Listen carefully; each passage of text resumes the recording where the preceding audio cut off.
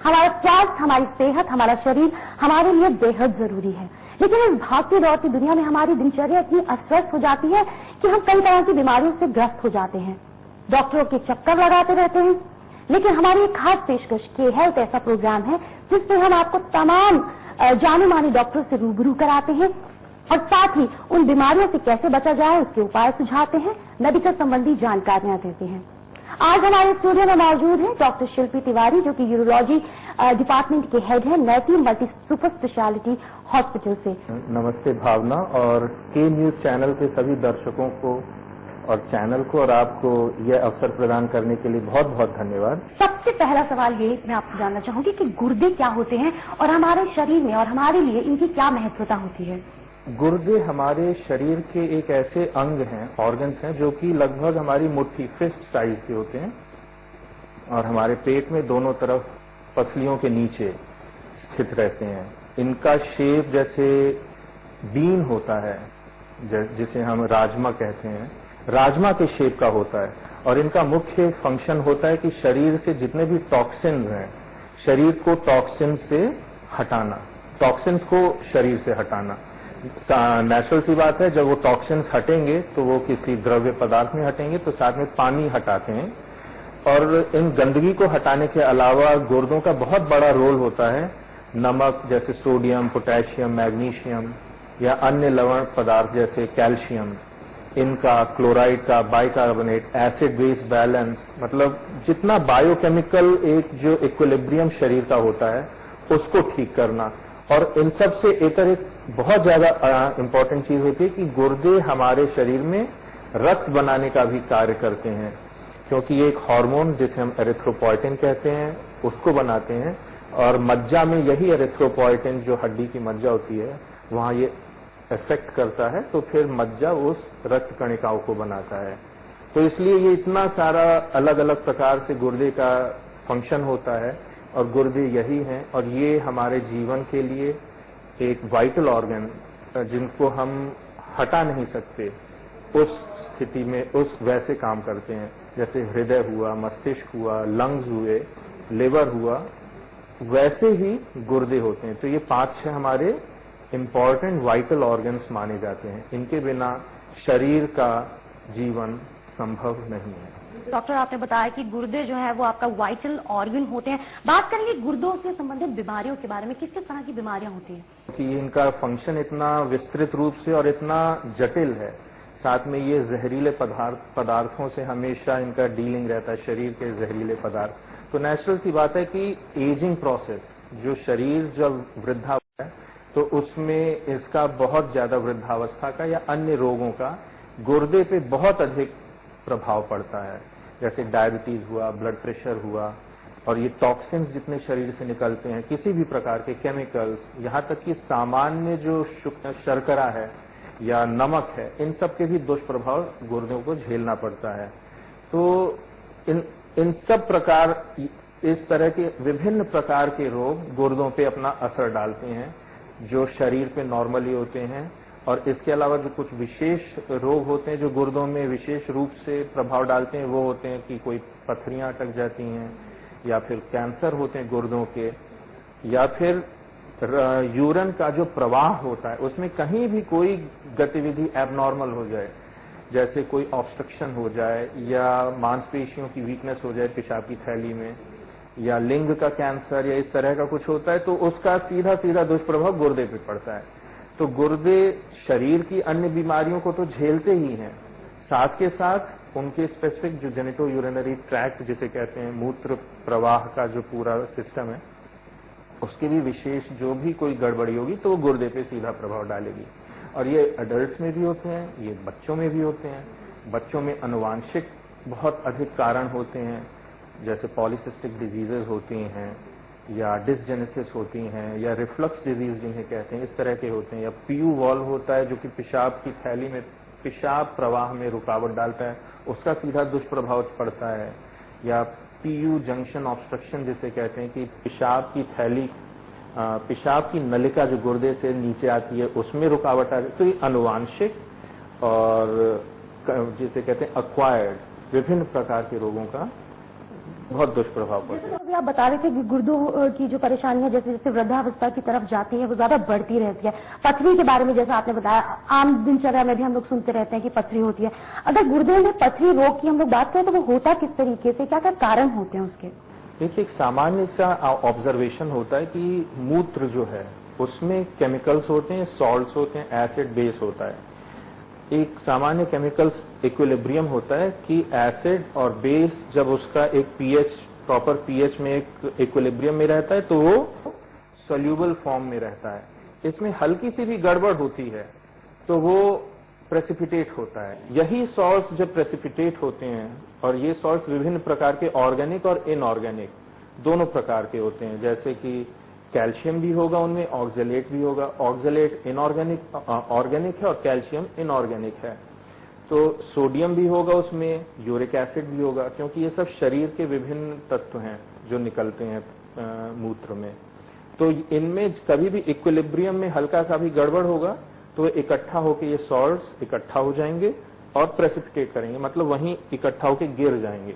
जब वो इकट्ठा होकर गिरेंगे तो वही पथरी के छोटे छोटे रूप लेंगे। धीरे धीरे छोटी छोटी जो कण हैं वो इकट्ठे होकर बड़े कंकड़ के रूप में होंगे और उसी में थोड़ा बहुत रक्तस्राव होगा। तो इस प्रकार से वो धीरे धीरे धीरे धीरे बढ़ते हैं और अपना कॉम्पोजिशन बनाते हैं। तो एक कभी भी आपने देखा होगा, अगर मूत्र को थोड़ी देर के लिए भी कहीं इकट्ठा करके छोड़ दिया जाए तो उसमें थोड़ा थोड़ा जो है सॉल्ट्स जो है पपड़ी टाइप की जमने लगती है। तो this is like an evidence of, जिसे कहते हैं कैलकुलस डिजीज, पथरी का बनने का तरीका। और ये पथरियां जब बनती हैं तो इनके कारण गुर्दे पे दुष्प्रभाव पड़ सकते हैं। अगर बहुत छोटी हैं तो वो असिम्प्टोमेटिक रहती, मतलब उनसे कोई लक्षण परिलक्षित नहीं होते हैं। लेकिन जब बड़ी होंगी तो रुकावट डालेंगी, खून निकलेगा पेशाब में, गुर्दे रुक जाएंगे, गुर्दे फेल हो सकते हैं, इन्फेक्शन हो सकता है, और ये ज्यादा एडवांस स्थिति में होता है तो जीवन पे भी आ सकती है। यूरोलॉजी के बारे में हम लोग बात करेंगे कि यूरोलॉजी एग्जैक्टली क्या होती है डॉक्टर, और यूथ में अगर हम लोग बात करें तो किस किस तरह की बीमारियां हो सकती हैं? देखिए, गुर्दे के दो हिस्से हैं, मतलब मोटे मोटे तौर पे दो हिस्से, इन द सेंस कि दो तरीके से गुर्दों को हम लोग देख सकते हैं। एक है गुर्दे का जो स्ट्रक्चर है, माइक्रोस्कोपिक स्ट्रक्चर, जो कि नेफ्रॉन जिसे कहते हैं, जो कि पेशाब बनाता है, रक्त को साफ करके पेशाब बनाता है और बाकी गुर्दे का काम करता है, जैसे एरिथ्रोपोइटिन हम लोगों ने बात की। दूसरा है कि जब पेशाब बन जाए तो वो प्रवाह में चला जाए। तो ये जो नेफ्रॉन की डिजीज है उसे हम कहते हैं नेफ्रोलॉजी। नेफ्रोलॉजी जो कि मेडिकल टर्म है, तो वो नेफ्रॉन पर डील करते हैं। और नेफ्रॉन किसी भी रूप से अगर खराब होगा, चाहे उसमें रक्तचाप का हो, प्री रीनल जिसे कहते हैं, ऊपर नीचे होना, या डायबिटीज, या उसमें रक्त प्रवाह कम हो जाए, या रीनल जिसे कहते हैं कि toxic injury to the nephron, या नेफ्रॉन ब्लड प्रेशर कम हो गया, नेफ्रॉन में मरणासन स्थिति में आ गया तो उसे रीनल शॉक कहते हैं। या पोस्ट रीनल भी हो सकता है कि नेफ्रॉन में हेमोलाइटिक यूरेमिक सिंड्रोम एक उसका एग्जाम्पल है कि छोटे छोटे खून के कण अगर इकट्ठा हो जाए, उन्हें प्रवाह को रोकने लगे। तो ये नेफ्रोलॉजी का हिस्सा हुआ। यूरोलॉजी मीन्स कि यूरिन से रिलेटेड, नेफ्रॉन ने जब पेशाब बना दिया तो वो यूरिन में जो जो दिक्कतें आएंगी उसके प्रवाह में, उसके रास्ते में, तो वो सब यूरोलॉजी एक तरह से मोटे तौर पे हम लोग इसे कह सकते हैं। तो इसमें कैंसर आ गए, पथरियां आ गई, रुकावटें आ गई। और मुख्यतः ये यूरोलॉजी जो होता है ये एक सर्जिकल ब्रांच है, क्योंकि इसमें ऑपरेशन से बहुत अच्छे से इलाज हो सकता है। तो प्रोस्टेट भी यूरोलॉजी है, पेशाब की थैली का कैंसर भी यूरोलॉजी है, पेशाब की थैली की समस्याएं यूरोलॉजी हैं, नीचे यूरेथ्रा लिंग में जो पेशाब का रास्ता है उसकी समस्या वो यूरोलॉजी हो जाती है, किडनी का जो पथरियां हैं वो यूरोलॉजी हो जाती हैं। तो ये यूरोलॉजी मुख्य तौर पे ये एक ब्रांच है। तो यूरोलॉजी के बारे में काफी अच्छी जानकारी आपने दी, ट्रीटमेंट्स बताए। वापस आएंगे हम लोग किडनी पर। किडनी में क्योंकि कैंसर ट्रीटमेंट आप करते हैं, you are a specialist in this. अगर हम कैंसर के बारे में बात करें तो किडनी में किस किस तरह के कैंसर हो सकते हैं? यूथ में अलग तरह के और बुजुर्गों में अलग तरह के, जाहिर सी बात है एज के मुताबिक होते होंगे, उनके बारे में हम जानना चाहते हैं। गुर्दों में दो मुख्य डिविजन्स हैं। Youth in the sense young age group, childhood को अगर हम माने तो बच्चों में अलग प्रकार के कैंसर होते हैं और बड़ों में मतलब वयस्क अवस्था के बाद जो होता है 30-40 साल के बाद एक प्रकार के कैंसर पाए जाते हैं जिन्हें हम रीनल सेल कार्सिनोमा कहते हैं। और बच्चों में अलग प्रकार के होते हैं जैसे विल्म्स ट्यूमर होता है। तो ये अलग अलग प्रकार के कैंसर होते हैं और किडनी के कैंसर अपने आप में बहुत ही लीथल होते हैं। One of the most lethal, जब मतलब जीवन को संकट डालने वाले ये बहुत अधिक भयानक कैंसर होते हैं। तो बड़ों में एक अलग प्रकार का, छोटों में अलग प्रकार के। लेकिन अगर इनको प्रॉपर स्टेज में हम लोग पकड़ लेते हैं कि इंक्रीजिंगली हम लोग पकड़ रहे हैं क्योंकि अल्ट्रासाउंड है, सीटी स्कैन है, लोगों को लक्षण आने से पहले ही हम लोगों को ज्ञात हो जाता है कि ये प्रोबेबली ये कैंसर है। तो ऐसी स्थिति में जब हम लोग इसका इलाज कर देते हैं तो वो कैंसर से मुक्त हो जाता है वो व्यक्ति। ये बात अलग है अगर वो लेट स्थिति में आया, कैंसर फैल चुका है और उसके जो रक्त बीज हैं पूरे शरीर में फैल चुके हैं, तो फिर उस स्थिति में इलाज करना बहुत दुष्कर हो जाता है। इलाज के दुष्परिणाम भी होते हैं, लेकिन प्रॉपर स्टेज में इलाज पूर्ण रूप से संभव है। डॉक्टर, पर्टिकुलर रीजंस क्या होते हैं इस कैंसर के? किडनी कैंसर के 3 प्रमुख कारण माने गए हैं। मैं अडल्ट की बात कर रहा हूं। इनमें एक तो डायबिटीज माना गया है, डायबिटीज और ब्लड प्रेशर। एक है ओबेसिटी, मोटापा, और तीसरा है टोबैको। तो टोबैको ये नहीं कि हमने सिगरेट स्मोक की, धुआं गया लंग्स में और लंग्स को जला दिया, लंग्स में कैंसर किया। वो पूरे शरीर में फैलता है, इसीलिए ब्लड प्रेशर होता है लोगों को। इसीलिए पेशाब की थैली का कैंसर कई गुना अधिक उनमें होता है जो कि टोबैको स्मोक करते हैं। च्युइंग से इतना फर्क नहीं पड़ता, लेकिन स्मोकर्स में बहुत अधिक प्रभाव पड़ता है। तो ये 3 प्रमुख कारण हैं जो कि देखे गए हैं कि किडनी कैंसर से रिलेटेड हैं। और भी वैसे कई कारण बताए गए, लेकिन उनका साइंटिफिक रूप से, पूर्ण रूप से वो कंक्लूसिवली प्रूव नहीं हुए हैं। बच्चों में अनुवांशिक कारण होते हैं, विल्म्स ट्यूमर में जैसे, वो विभिन्न सिंड्रोम्स का एक हिस्सा होते हैं और उनमें जेनेटिक कॉजेज होते हैं जिनके कारण ये किडनी कैंसर होते हैं। इवन बड़ों में भी जो किडनी कैंसर की जो प्रीडिस्पोजिंग स्थिति होती है, वो अक्सर जेनेटिक एक बेसिस होता है उसका। तो ये इसका कारण है किडनी कैंसर का। जाहिर सी तौर है कि टॉक्सिन शहर के जहर जब वहां से जाएंगे तो जहर अपना दुष्प्रभाव भी डालेंगे और कैंसर उनका एक दुष्प्रभाव का एक इफेक्ट है। बिल्कुल, बहुत ही महत्वपूर्ण जानकारी दे रहे हैं डॉक्टर शिल्पी तिवारी, हमारे साथ जुड़े रहेंगे। कैंसर संबंधित जानकारी हम लोगों को मिल चुकी है। यूरोलॉजी क्या होती है, किस तरह के दुष्परिणाम होते हैं, किस तरह की बीमारियां होती हैं। लगातार बने रहेंगे डॉक्टर शिल्पी तिवारी हमारे साथ, लेकिन इस छोटे से ब्रेक के बाद।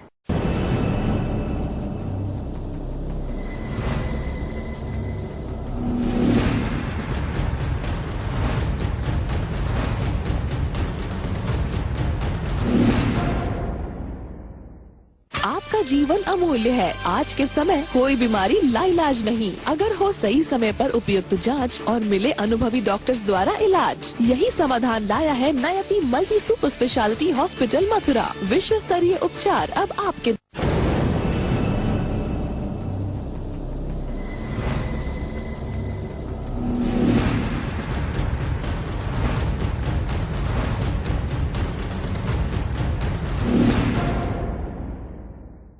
ब्रेक के बाद आप सभी लोगों का स्वागत है। हमारे साथ मौजूद हैं डॉक्टर शिल्पी तिवारी, नयति मल्टी सुपर स्पेशलिटी हॉस्पिटल के हेड ऑफ यूरोलॉजी डिपार्टमेंट। उनसे बातचीत करते हैं। डॉक्टर, मैंने खुद पर्सनली देखा है नयति, मुझे भी बहुत पसंद आया, लेकिन पहले बहुत ज्यादा प्रॉब्लम्स हुआ करती थी जब नयति नहीं था। किसी को भी ट्रीटमेंट कराना होता था तो वो दिल्ली की तरफ भागता था। कैंसर जैसी बीमारियों का इलाज अब तक मथुरा में नहीं हुआ। तो first of all very congratulations to you people. और मैं ये जानना चाहूंगी कि जब से ये नयति खुला है, आपके डिपार्टमेंट में किस किस तरह की प्रॉब्लम्स मथुरा के लोग लेकर के पहुंच रहे हैं, कैंसर रिलेटेड अगर मैं बात करूं तो? अभी तो हम लोगों का अस्पताल नयति मल्टी सुपर स्पेशलिटी अस्पताल जो है ये एक शैशव अवस्था में, अभी तो इसने जन्म लिया है। लेकिन जन्म लेते ही हम लोगों को इस बात का भान हो गया है कि यूरोलॉजी की विशेष रूप से अगर मैं बात करूं तो कितनी डीप समस्याएं हैं। लोगों को इलाज के लिए कहां कहां जाना पड़ता है, वो इलाज उन्हें ढंग से उपलब्ध भी नहीं हो पाता है। तो अस्पताल वहां खोलने का एक मुख्य उद्देश्य ये है कि भाई world level treatment at your door step, विश्व का सर्वोत्तम जो उपचार है आपके द्वार पे उपस्थित है। तो हमने ये देखा है कि यूरोलॉजी के हर प्रकार के रोग, चाहे वो बच्चों में पेशाब के छेद की समस्याएं हैं, एबनॉर्मल तरीके से बना हुआ होता है सारा जो जेनेटो यूरिनरी सिस्टम, उसको लेके आते हैं।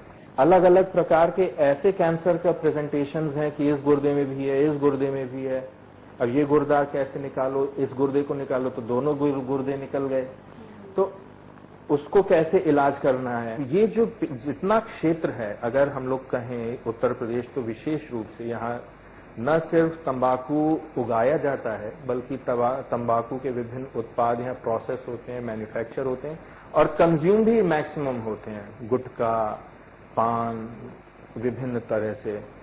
तो इनका दुष्प्रभाव तो हम लोग देख ही रहे हैं, न सिर्फ ओरल कैंसर्स में, बल्कि पेशाब की जो संबंधित जो अंग हैं उनके भी कैंसर बहुत अधिक होते हैं।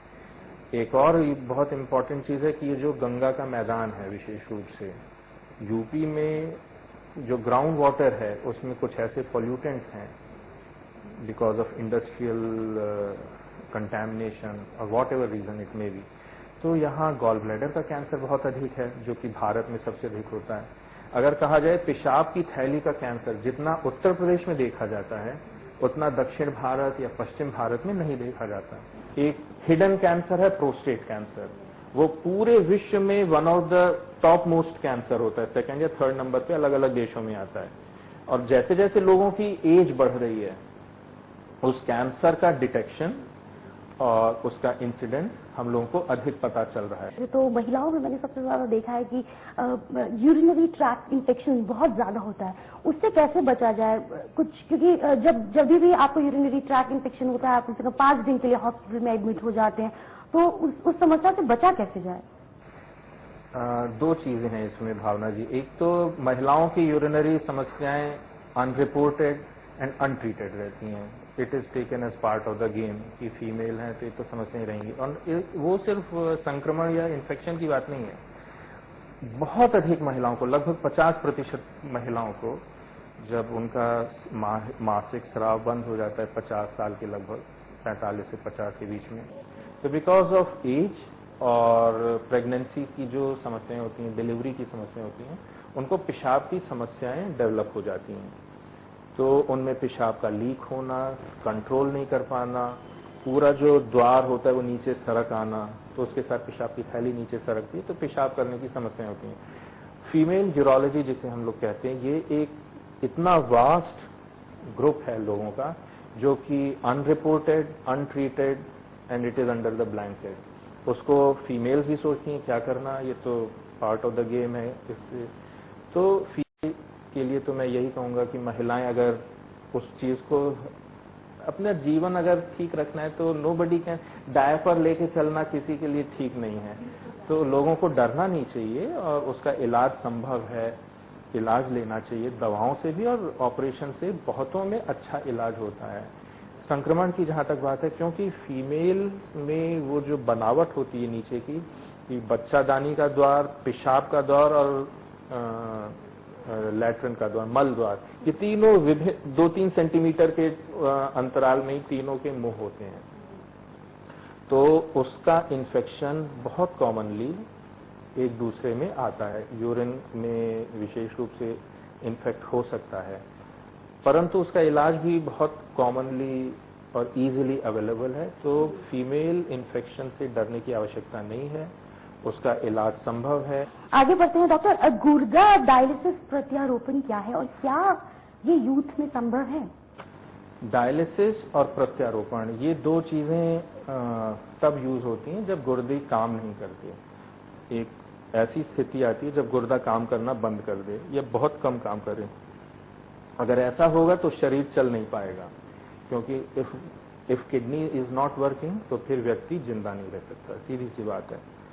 और न सिर्फ जिंदा रहेगा, उसकी क्वालिटी ऑफ लाइफ भी खराब होगी, क्योंकि शरीर में जहर इकट्ठा है, शरीर खा पी नहीं सकता ढंग से, शरीर में जो ताकत के तत्व हैं वो नहीं है, तो इसलिए क्वालिटी ऑफ लाइफ सफर्स और जिंदा भी नहीं रहेगा। तो उसको बचाने के लिए ऑल्टरनेट चीजें हैं कि शरीर की सफाई कैसे की जाए, तो इसलिए डायलिसिस है। तो डायलिसिस मीन्स शरीर के खून की सफाई। अब वो खून की सफाई या तो सीधे हेमोडायलिसिस से खून निकालो, मशीन में डालो, सफाई कर दो। उस हेमोडायलिसिस के भी कई रूप होते हैं, वो एक अलग ही एक विषय हो जाता है। या तो फिर पेट में छेद करके उसको पेरिटोनियल डायलिसिस कहते हैं, वो कैथेटर डाल देते हैं, लोग चलते फिरते रहते हैं और सफाई होती रहती है। तो ये दो प्रकार के डायलिसिस मुख्य रूप से होते हैं।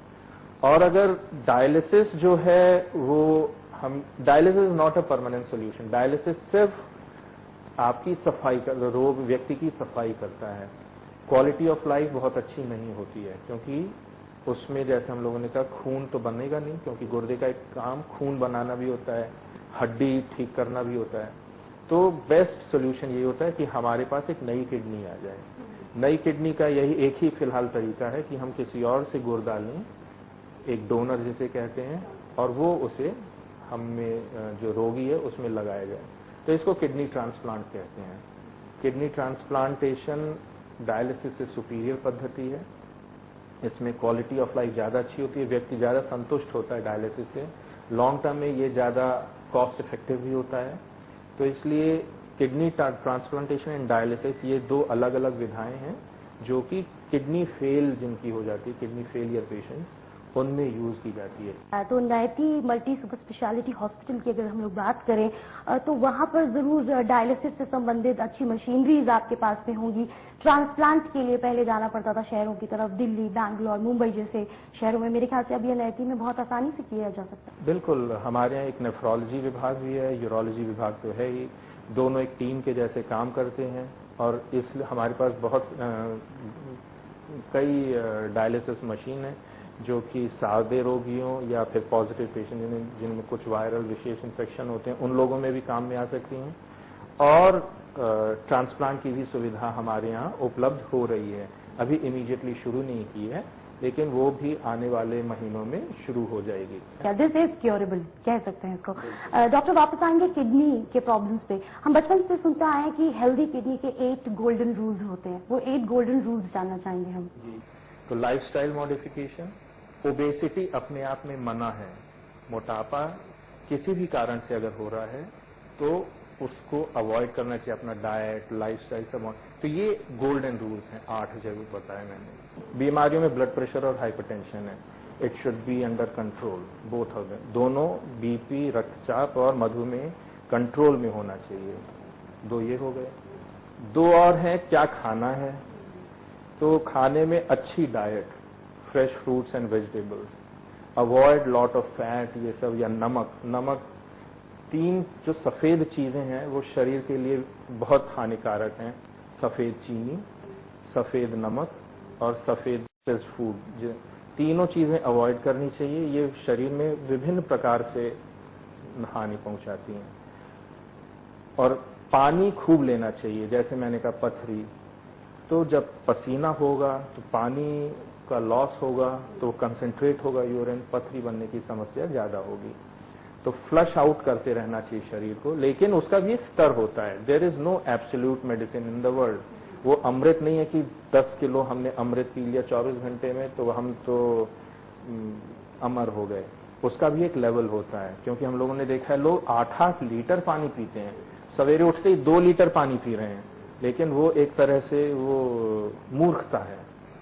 भारत में लगभग गर्मी के दिनों में 3.5 लीटर पानी पीना चाहिए, उससे ज्यादा नहीं, उससे कम नहीं। हाँ, अगर आप बहुत ज्यादा पसीना आ रहा है तो आप बढ़ा दीजिए, अगर आपको ज्यादा पसीना नहीं आता है तो उसको आप थोड़ा सा कम कर लीजिए।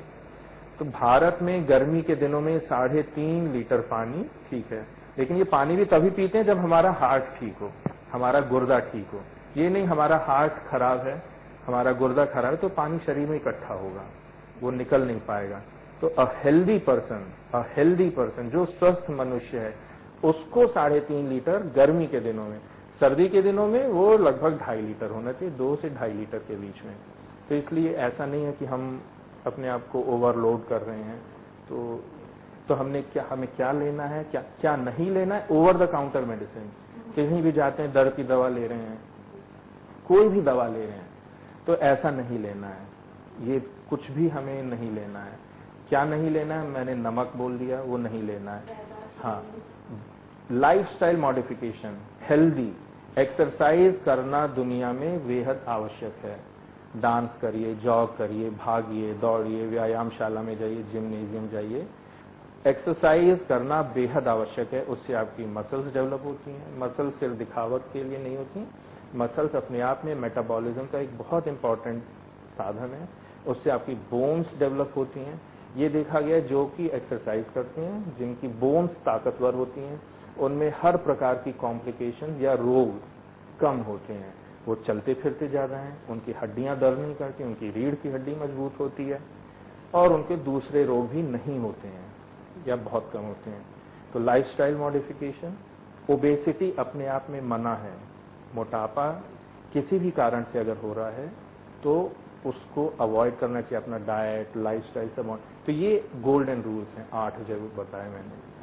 बहुत अच्छी जानकारी डॉक्टर बिल्कुल आपने दी कि क्या खाना पीना चाहिए। और सबसे बड़ा मिथ जो आज आपने तोड़ा है, क्योंकि सब लोग कहते हैं ड्रिंक लॉट ऑफ वाटर, जितना हो सके 6 लीटर 8 लीटर। तो ये पता चल रहा है कि अगर हम लोग इतना पानी पी रहे हैं तो कहीं ना कहीं वेस्ट हो रहा है, सिर्फ उतना पीना चाहिए जितनी हमारी बॉडी को नीड है। तो ये थे डॉक्टर शिल्पी तिवारी, मैथी मल्टी सुपर स्पेशलिटी हॉस्पिटल के हेड ऑफ यूरोलॉजी डिपार्टमेंट। कई तमाम किस्म की जानकारियां उन्होंने दी, किस तरह से आप इन बीमारियों से बच सकते हैं, ये सब आपको बताया। और मैं कहूंगी कि कितने तरह के मिथ्स उन्होंने आज आपके सामने तोड़े हैं। तो ये सब अपनी जिंदगी में जरूर लाने की कोशिश कीजिएगा। कि हेल्थ में फिलहाल के लिए इतना ही। देश और दुनिया की तमाम खबरों के लिए देखते रहिए